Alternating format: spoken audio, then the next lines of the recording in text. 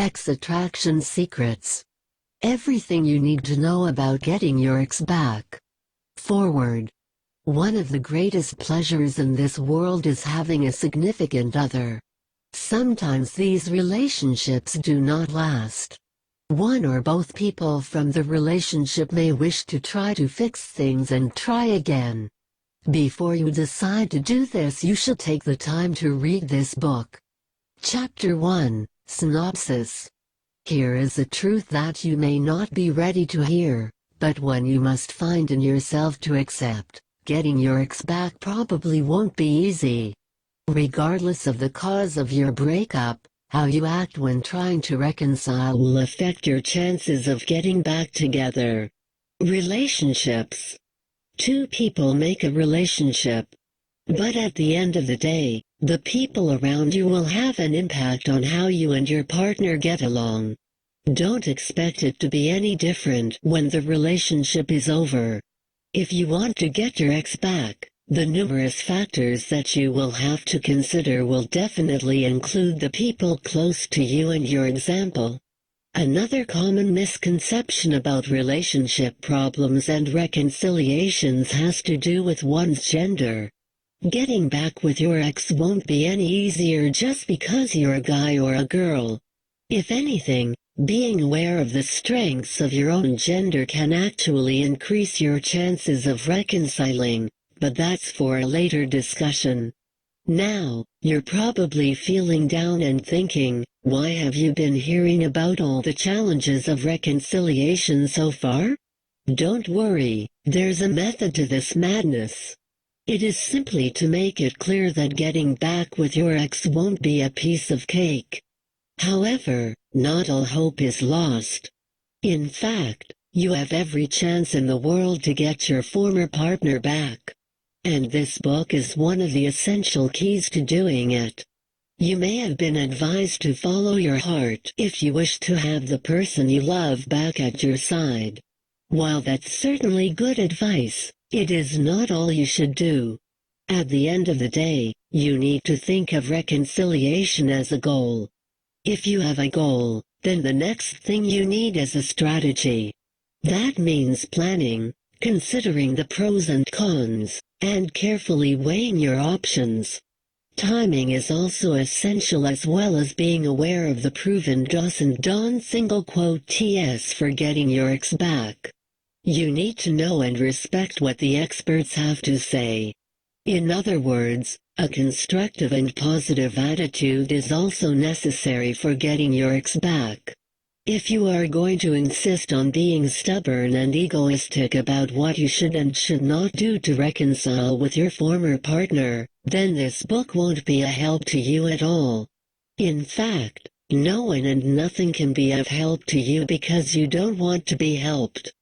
Before you start on this journey, here are 3 critical questions that you must ask yourself. Do you still love your ex? Are you willing to keep an open mind about what you must and must not do or say to get your ex back? Do you believe in yourself and in your ability to get your ex back? If you answer yes to all of the questions above, then you're in the best position to get your ex back, and it starts the very moment you turn to the next page. Chapter 2, What Caused the Breakup? Synopsis. Cause and effect is one of the most commonly used methods for solving problems. Certainly, breakups are no exception. No matter what kind of problem you're dealing with, identifying its nature is always the best first step to take. In the case of your breakup, you should start by determining its cause. You may want to try writing it down for future reference. Factors to consider when determining the cause of a breakup.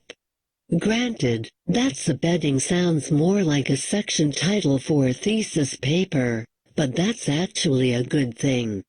Dissecting a failed relationship is a painful process, but you need to find a way to move on from what happened, to see the bigger picture and learn from your mistakes in order to get your ex back.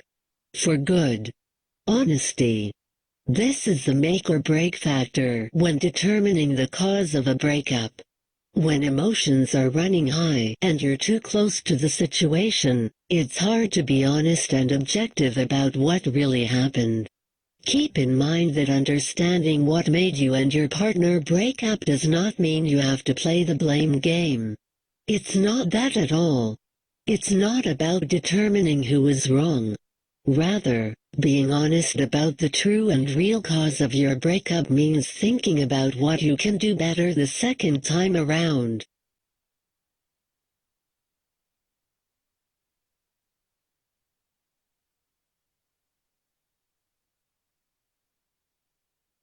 Of course, it takes two to tango, so obviously what your partner can do to make you a stronger couple will also come up. You need to be honest about which role your partner will be taking, but, again, remember to put a positive spin on things. Example, right, your partner will be more sensitive about your feelings. Wrong, your partner will refrain from treating you with disrespect. Simply put, you can be honest while being tactful at the same time.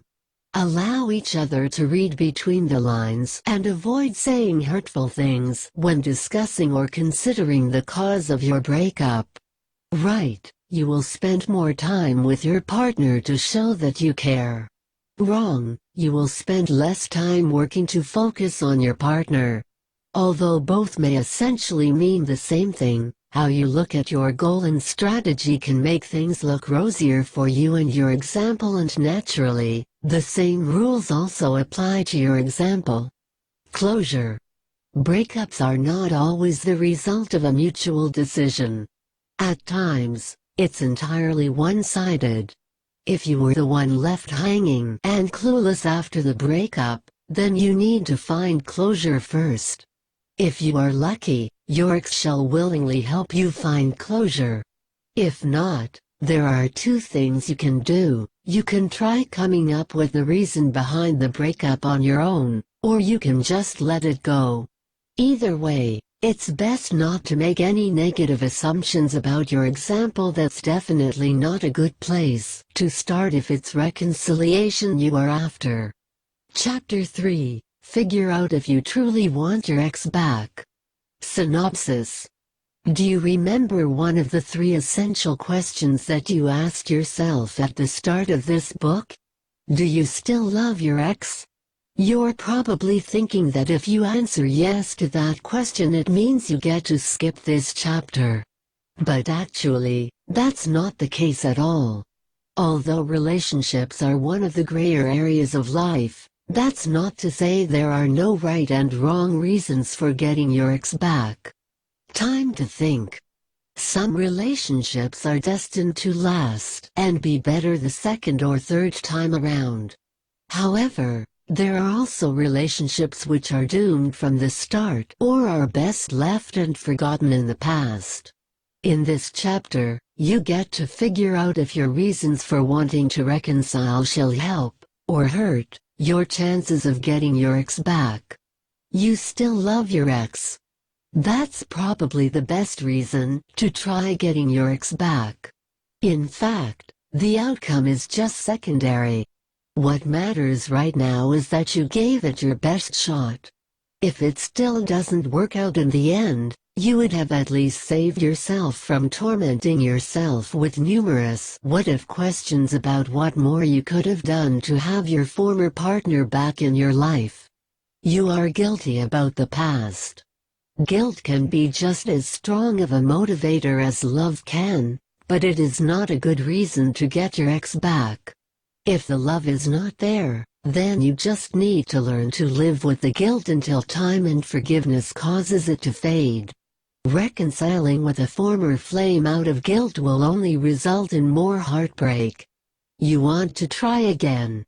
It might not be the best reason to get your ex back, but it is not a bad reason either. Love may not be present for one or both sides, but that does not mean you can't fall in love with each other on the second try. If this is your reason for wanting to get back with your ex, just make sure that you do not offer any false promises about your desire for reconciling. Lies will only muddy the waters between you and your ex, not to mention the fact that dishonesty never makes a reliable foundation for any relationship. You are guilty about the present. You did nothing wrong when you broke up. However, you heard about how your ex is faring badly at present, and this makes you feel guilty. That's understandable, but it's not a good enough reason to get back with your example. You need to dig deeper and find out if it is just companionship, an apology, or truly another shot at love that you want to offer. You are lonely. It may not be the worst reason to get your ex back, but it's certainly one of the worst. Seeking the company of your ex out of loneliness would be a selfish act on your part. Reconciling may be a blessing for you, but what about your ex? Do you think it will make your ex feel good if he or she learns the real reason why you wanted to get back together? You could have many other reasons, and not all of them may be valid. At the end of the day, you need to listen to both your heart and mind. Is getting your ex back truly the right thing to do, and is it something you truly want?